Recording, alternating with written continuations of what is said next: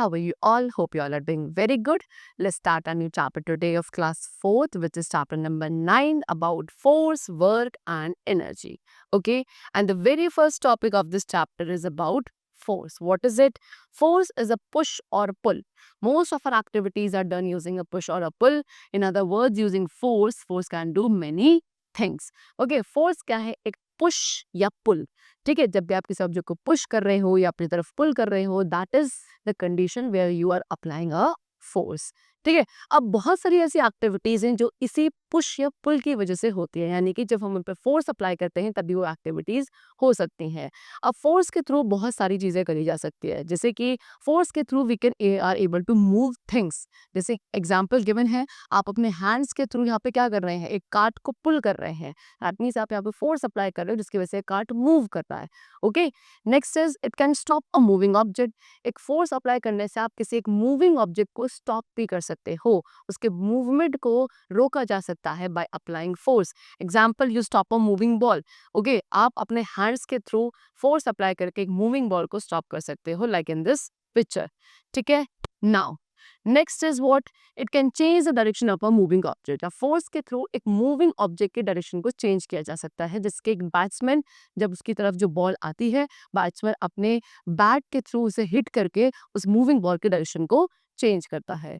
Next is it can change the shape of an object. Force के through हम क्या किसी एक ऑब्जेक्ट की शेप को चेंज कर सकते हैं, जैसे कि यहाँ पे कैन है, उसको आपने प्रेस किया, प्रेस करने पे आप क्या करा, आपने उस पर फोर्स अप्लाई करा एंड उस फोर्स के थ्रू आप देख सकते हैं कैन की जो शेप है पूरी तरीके से चेंज हो चुकी है. Now, next what we can do by applying forces, we can increase or decrease the speed of a moving object. Force के थ्रू हम किसी एक moving object की speed को increase कर सकते हैं, decrease भी कर सकते हैं. जैसे कि अगर आप किसी एक moving ball को काफ़ी हार्डली पुश करते हो, किक करते हो, सो उससे क्या होगा, ये काफ़ी फास्टली मूव करेगी. एंड अगर किसी मूविंग बॉल को आप पुश करते हो या किक करते हो काफ़ी slowly, so it will move slowly. Okay, चलो, now the topic is types of forces. तो हमारी डेली लाइफ में स्टूडेंट्स हम डिफरेंट काइंड्स ऑफ फोर्सेस का यूज करते हैं अपनी एक्टिविटीज को परफॉर्म करने के लिए, like muscular force, mechanical force, magnetic force, etcetera. So now we are going to discuss about these different types of force. Number one is muscular force. तो जब हम अपनी मसल्स का यूज करते हैं किसी भी एक ऑब्जेक्ट को पुश या पुल करने के लिए, this type of force is called muscular force. Example, जब आप जिम में इस तरीके से वेट को लिफ्ट कर रहे हैं, you are applying a muscular force only. Okay, next is mechanical force. So जब हम tools या machines का, okay, when we use tools or machines to do any work, किसी काम को करने के लिए आप tools या machines का वर्क यूज करते हैं, ऐसे फोर्स को मैकेनिकल फोर्स कहा जाता है. जैसे कि we are digging the earth, यहाँ पे जेसीबी है, जेसीबी मशीन का यूज करके अर्थ को डिग किया जा रहा है, that means they are applying mechanical force over here. Okay, now next we come to magnetic force. Magnetic force क्या है? मैग्नेट का जो फोर्स होता है, ठीक है, यानी कि एक ऐसा फोर्स जिसके थ्रू जितने भी ऑब्जेक्ट्स आयरन के बने हुए हैं उनको अट्रैक्ट किया जाता है towards a magnet, that type of force is called magnetic force. Example, doors of cupboards, cupboards की जो डोर्स होते हैं उनमें मैग्नेट्स होते हैं जिसकी वजह से वो काफी जेंटली क्लोज होते हैं. Next is electrical force. So when we use electricity, किसी वर्क को करने के लिए जब हम इलेक्ट्रिसिटी का यूज करते हैं, that is called electrical force. Example, एक moving fan. Now there are two natural forces also. अब कुछ दो ऐसे नेचुरल फोर्सेस भी हैं जो ऑल द टाइम वर्क करते हैं and everywhere they work, that is frictional force and gravitational force. So frictional force और ग्रेविटेशनल फोर्स दोनों आपके नेचुरल फोर्स है. सबसे पहले फ्रिक्शनल फोर्स के बारे में पढ़ेंगे. सो एक ऐसा फोर्स जो क्या करता है, किसी एक मूविंग ऑब्जेक्ट को स्लो डाउन कर सकता है एंड इवेंचुअली उसको स्टॉप कर सकता है, उसको फ्रिक्शनल फोर्स कहा जाता है. जो भी दो सरफेसेस आपस में क्या होते हैं, कांटेक्ट में होते हैं, वो दोनों ही सरफेसेस एक दूसरे के ऊपर फ्रिक्शनल फोर्स एक्सर्ट करते हैं इन द ऑपोजिट डायरेक्शन. ठीक है, तो उनके मोशन की वजह से जब वो एक दूसरे के ऊपर कोलाइड करते हैं तो उन दोनों के मोशन की वजह से वो दोनों ही ऑब्जेक्ट एक दूसरे के सरफेस पर फ्रिक्शनल फोर्स अप्लाई करते हैं in the opposite direction. The two surfaces in contact with each other exert the friction force in opposite direction on each other. Example, एक रोलिंग बॉल, एक बॉल है जो आपकी रोल कर रही है, तो वो रोलिंग बॉल क्या होगी, आपके फ्रिक्शन फोर्स की वजह से धीरे धीरे अपने आप की क्या होगी, पहले उसकी स्पीड स्लो डाउन होगी and after that it will stop. The रफर द सरफेस, जितना ज्यादा सरफेस रफ होता है उतना ज्यादा वहां पे फ्रिक्शनल फोर्स होता है. अगर फ्रिक्शन नहीं होगा तो मूविंग थिंग्स जो है कभी भी स्टॉप नहीं हो पाएगी। Okay, next is gravitation force, the force of the earth, earth के थ्रू लगाया हुआ जो फोर्स होता है that is called gravitation force. Actually में स्टूडेंट्स क्या होता है, अर्थ क्या करता है, अर्थ हर एक ऑब्जेक्ट को अपनी तरफ पुल करता है बाय अप्लाइंग अ फोर्स। एक फोर्स है जो अर्थ एग्जर्ट करता है हर एक ऑब्जेक्ट पर, और उसकी वजह से क्या, अर्थ हर एक ऑब्जेक्ट को अपनी तरफ नीचे की तरफ पुल करता है, which is called gravitational force. अगर कोई ग्रेविटेशनल फोर्स नहीं होता तो हम सभी एयर पे फ्लोट कर रहे होते। एग्जाम्पल, जब आप बॉल को ऊपर की तरफ, एयर की तरफ क्या करते हैं, थ्रो करते हैं, सो आपने क्या देखा होगा, आपकी जो बॉल है पहले ऊपर जाती है, उसके बाद वो अपने आप नीचे आ जाती है तुरंत। Okay, why? Because of the gravitational force. तो जितना ज्यादा हैवी ऑब्जेक्ट होता है उतना ज्यादा ग्रेविटेशनल फोर्स होता है। Now next is work. So now we have reached to the topic which is work. What is it? When an object changes its place, जब एक ऑब्जेक्ट अपना प्लेस चेंज करता है, कब चेंज करता है, जब आप उस पर फोर्स अप्लाई करते हो। आपने किसी एक ऑब्जेक्ट पे फोर्स अप्लाई करा और उस पर फोर्स अप्लाई करने की वजह से इस ऑब्जेक्ट की जो प्लेस है, ओरिजिनल जगह थी, वो चेंज हो चुकी है, उसमें डिस्प्लेसमेंट हो गया है, that is known as work done. ठीक है, अनदर ऑब्जेक्ट का जो है पोजीशन चेंज नहीं होता है by applying force, that means there is no work done. So, work is said to be done when a force moves an object through a distance. Work is done when you lift your book and put it into your bag. If you push a heavy box but it does not move at all, no work is done. To work, we need to apply force. If you apply force to push the wall, it does not move. That means no work is done. So, that means work done कब माना जाता है, जब आप किसी एक object पर force apply करते हैं और उस फोर्स को अप्लाई करने की वजह से वो ऑब्जेक्ट थोड़ा बहुत डिस्टेंस मूव करता है, उसकी अपने ओरिजिनल प्लेस पर डिस्प्लेसमेंट होता है, then we say that the work has been done over there. For example, आपने क्या करा, आपकी टेबल पे एक बुक रखी हुई थी, आपने उस बुक को उठाया, ओके, उठाने के बाद आप उसको कहाँ, आपके बैग में आपने उसको रख दिया। दैट मीन्स व्हाट, कि आपने वहाँ पे पहले मस्कुलर फोर्स अप्लाई किया when you have pull your book, okay, and फिर आपने उस बुक को अपने बैग के अंदर रख दिया। दैट मीन्स क्या, जब आपने पहले फोर्स अप्लाई करा और उस फोर्स को अप्लाई करने के बाद उस ऑब्जेक्ट पे क्या हो गया, उसकी जो पोजीशन थी वो भी चेंज हो गई। दैट मीन्स यहाँ पे आप क्या कहोगे कि work done is there.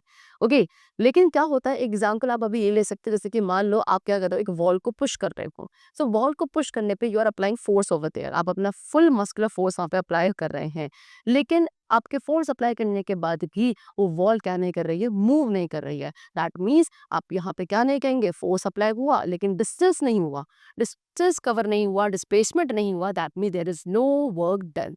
Okay, that means work क्या होता है, वर्क होता है फोर्स इनटू डिस्टेंस, यानी कि पहले फोर्स अप्लाई होना चाहिए एंड फिर ऑब्जेक्ट को थोड़ा बहुत डिस्टेंस मूव करना चाहिए। ठीक है, now next topic is machines. So machines are those tools और इक्विपमेंट्स, ऐसे टूल्स या इक्विपमेंट्स जिसकी वर्क से, जिसकी वजह से हमारा जो वर्क है वो काफ़ी फास्टली होता है, एंड जो हम फोर्स अप्लाई करते उस वर्क को करने में वो भी रिड्यूस हो जाता है। ऐसे टूल्स और इक्विपमेंट्स को मशीन्स कहा जाता है। मशीन सिंपल या कॉम्प्लेक्स कुछ भी हो सकती हैं। सिंपल मशीन्स जो हैं वो आपके 6 टाइप्स की होती हैं, that is lever, pulley, incline plane, wheel and axle, screw and wedge. First of all lever. Lever क्या है, एक सिंपल मशीन है जो हमारे फोर्स को रिड्यूस करती है। वो फोर्स जो आप किसी वर्क को करने में यूज करेंगे, इट रिड्यूसेस दैट फोर्स। जैसे कि आपने क्या करा, एक अपनी स्पून का यूज करा टिन जो है, टिन के लिड को ओपन करने के लिए, सो यहाँ पे ये जो स्पून है ये एज अ लीवर वर्क कर रही है।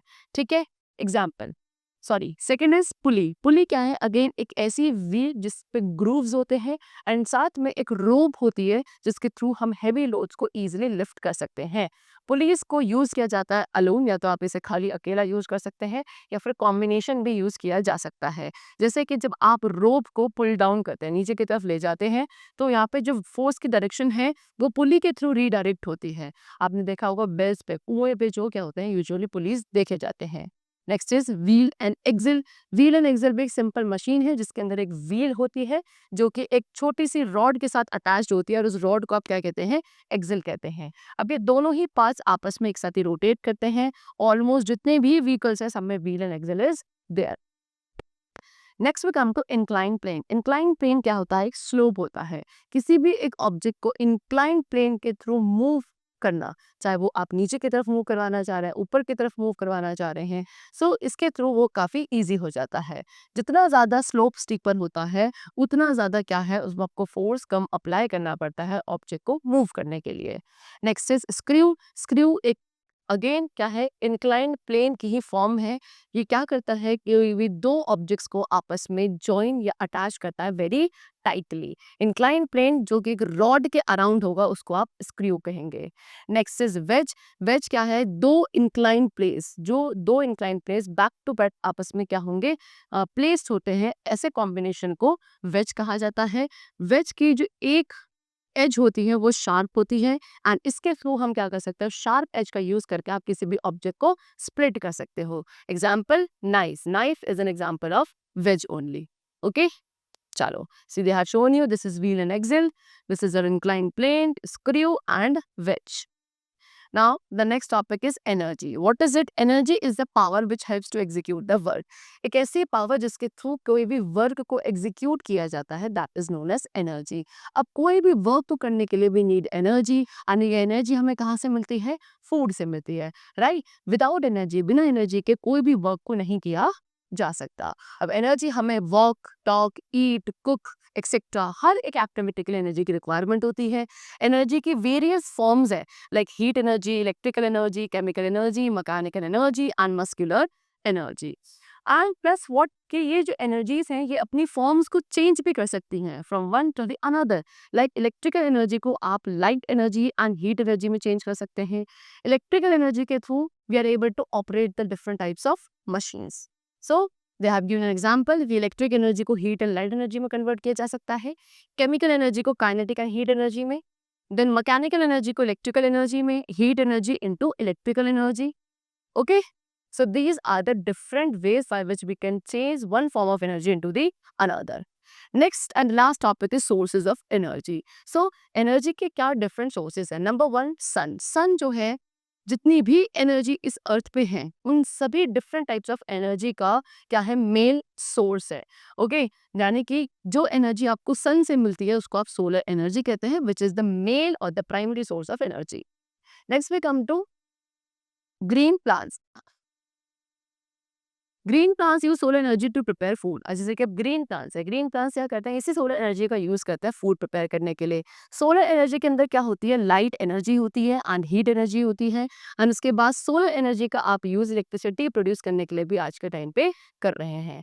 Next is water, the energy of wind, the energy of wind. Wind के थ्रू जो एनर्जी प्रोड्यूस होती है that is known as what, is it is use to move wind turbines. जो wind के टरबाइंस होते हैं उनको मूव करने के लिए विंड एनर्जी का यूज किया जाता है। जब विंड के फोर्स की वजह से टरबाइन मूव करता है, इससे क्या इलेक्ट्रिसिटी प्रोड्यूस करी जा सकती है, एंड इससे हम सेल बोट्स को भी मूव कर सकते हैं।